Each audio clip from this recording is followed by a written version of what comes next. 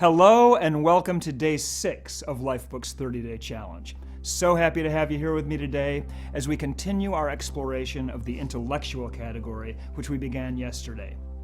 Now today we're going to go a little deeper into this fascinating category of our lives, and we're going to end this video with a powerful exercise that's really going to help you move the needle in your intellectual life.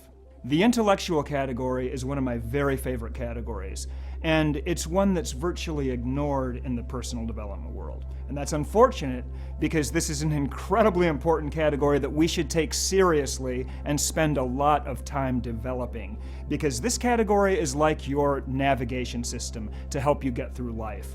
And it's going to determine to a huge extent whether or not you're ever going to be able to create an extraordinary life for yourself. Now, everyone who's gone through the Lifebook program is deeply aware of a concept that most people have no clue about. Namely, as human beings, our ability to think is our primary tool of survival. Our ability to think is what separates us from every other species on this planet and literally keeps us alive. Now, this is true in the big historical sort of evolutionary sense, meaning as human beings growing up on this planet over a lot of years, we had to use our brains to invent the tools that we needed to survive the ravages of nature. And that skill set of thinking led to everything that we have in our civilization that makes our lives better, easier, safer. It's tripled our lifespan in the last few hundred years, which is miraculous. It's led to the development of medicine, shelter, sanitation, better farming, and now the technology that allows us to do things that would be considered absolute magic just a few centuries ago. All from our thinking brains. But not only is this principle true in that big sort of evolutionary sense, it's equally true on a practical, personal, day-to-day, real-life basis. Your mind is your tool of survival. And that's not an abstract concept, that's a concrete fact. Last year, Missy and I were on a Lifebook trip, a safari in South Africa's amazing Kruger National Park. We were with our kids and a wonderful group of Lifebook members. And Kruger Park is one of the only parks in Africa, I think it is actually the only park in Africa, that tourists can drive through in their own car without a guide. Well, we were reading the papers over there, and there was a lady there last year, and she came across a group of lion cubs in the bush. So she starts taking pictures, from her car window, but she couldn't get the angle that she wanted for her photograph, so she got out of the car and walked into the bush and literally picked up these 3 little lion cubs and lined them up so she could take a better picture of them. Now, can you guess what happened next? The mother lion charged out of the bush and killed her. Moral to the story, if you don't use your brain properly, you will die. You have the opportunity to do something ridiculously stupid every single day. From crossing the street without looking, to ruining one of your relationships by not thinking, to damaging your health and fitness by behaving poorly, to any other unconscious or semi-conscious action that's going to mess up your life or even end your life in some extreme cases like the one I just told you about. I think of some of the stupid stuff that I've done in my life, especially in my younger years, and I thank my lucky stars that I got a second, third, fourth, fifth, sixth chance. I'm sure we can all relate to that. Now, on the other hand, using your brain correctly, that is the key to creating and enjoying the extraordinary life that you really want to be living. Ayn Rand said, "Every man is free to rise as far as he's willing or able. But the degree to which he thinks will determine the degree to which he'll rise." Thinking, it's the foundation of achieving your extraordinary life. The life you get is going to be a result of the choices you make and the actions you take.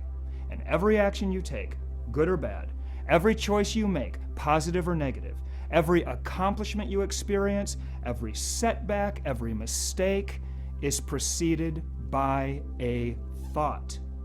Should I do this or shouldn't I? Is this right for me? Is this going to yield a good result in my life?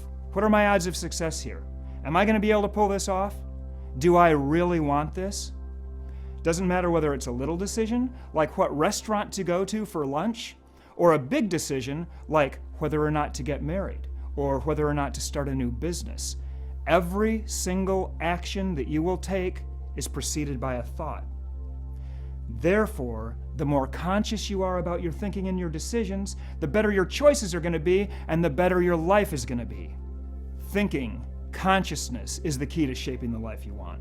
The problem is, most people simply don't use their intellect to shape their lives. They don't think about their lives in any disciplined, meaningful way. Instead, they live with their thoughts on autopilot, thinking barely enough to get through the day. As a result, they never develop a sense of who they really are or where they want to go in life, a sense of direction or personal meaning. They live in reaction mode, kind of letting life happen to them instead of directing it themselves consciously through a process of thinking. But not us, not Lifebook members. We're the opposite of that. We've thought hard about our lives. We've examined ourselves deeply. We know who we are. We know what we believe. We know what we want out of life and why we want it. Every single one of us has brought a tremendous amount of consciousness to our lives. It's one of the things that separates us from most of the people around us. We know that thinking is the foundation of an extraordinary life.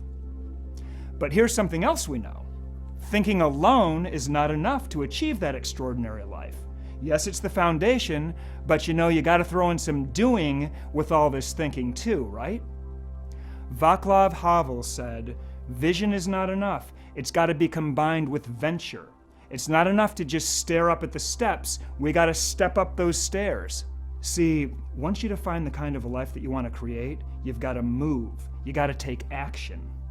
And frankly, this is one of the biggest problems I see in the personal development world. There are so many teachers and gurus and programs and seminars and books out there that promise success without effort, without the effort of thinking or doing.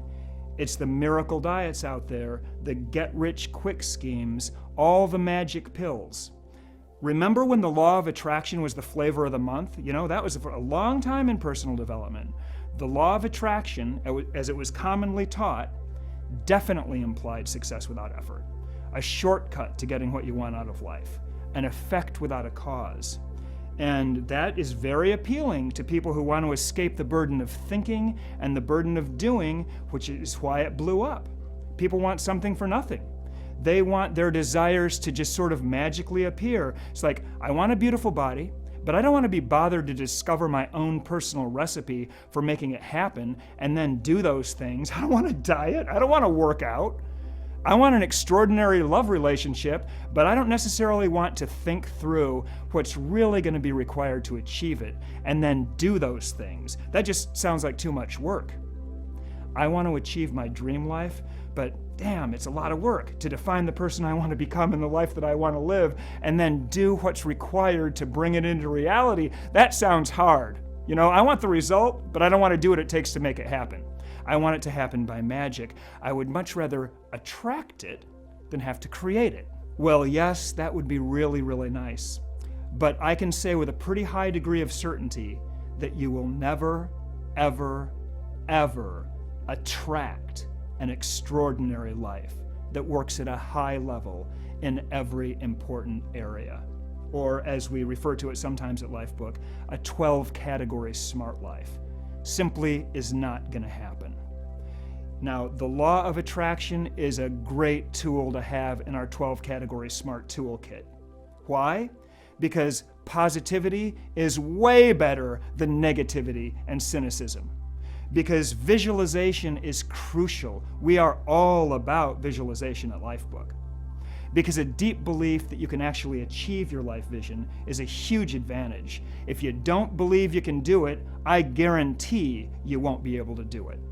However, the way that the law of attraction was often marketed and still is today, if you wish hard enough, you're going to win the lottery. If you think positively enough, checks are just going to magically start to show up in the mail.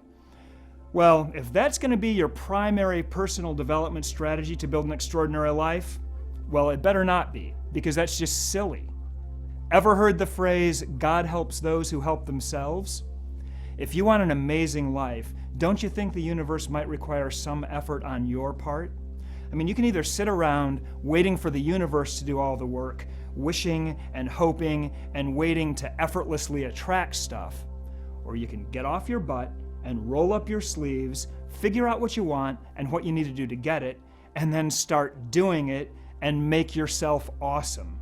Actually make yourself attractive. If you put the work in that it takes to make yourself attractive, that's when you're going to start to attract stuff.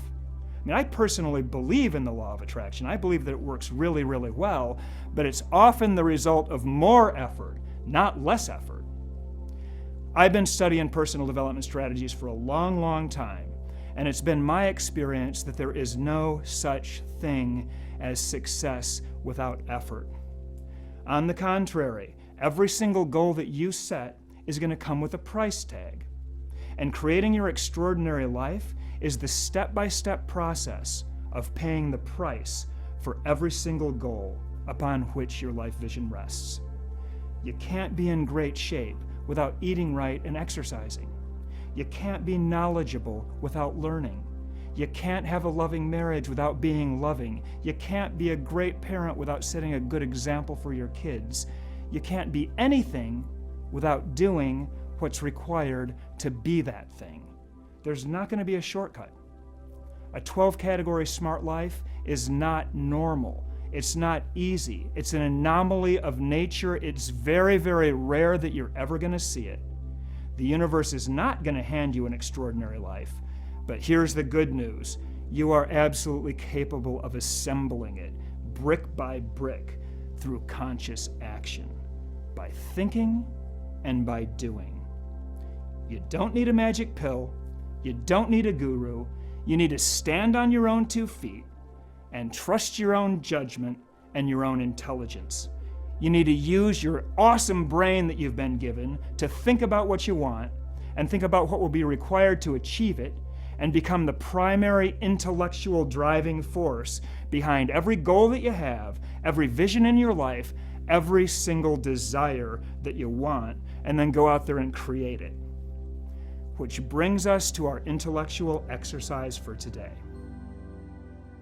Today's exercise is about using your powerful mind to get what you want out of life. It's a simple 3-part exercise. Think, plan, do. Now, this little sequence is literally the master skill of success. So it's going to be fun to start playing around with it right now. First, we want you to think about something that you want in your life. It can be anything you really want, but we suggest you choose something that you're in control of achieving, as opposed to something that's in the hands of others, and also something that's relatively easy. We just want to get our feet wet here and get used to this process. So, for example, I want to lose 5 pounds in the next 2 weeks. That's a great goal because it's 100% up to you. Whereas I'd like to get a 25% raise at my job over the next 2 weeks. That one's a little more complicated because it's not completely in your hands. You want to pick goals like, I want to spend some time in nature every day for the next month. Or I want to read 1 good book a month for the next quarter. Something like that you can actually achieve that you're in charge of. Now, once you have an idea of what you really want, go ahead and write it down in your journal, and that's your goal. Next, create a strategy for achieving it. So, for example, if you've written down a health and fitness goal, underneath it, write down everything that you're going to need to do in order to make it happen. Maybe you need to go out there and do some research and learn a little bit more about nutrition. Maybe you've got to clear your schedule somehow to clear the time so that you can start to exercise. Or maybe you need to hire a personal trainer. Whatever it is that you need to do to accomplish that goal, create a strategy around it and write it down. And then the final step is to commit to doing it and to take action today. Literally, take action today in the direction of that goal. In doing this simple exercise, you will literally be practicing the fundamental master skill of success, which is your ability to think, plan, and then do. Thanks so much for spending this time with me today. Enjoy your intellectual exercise, and I'll see you tomorrow as we explore your emotional life.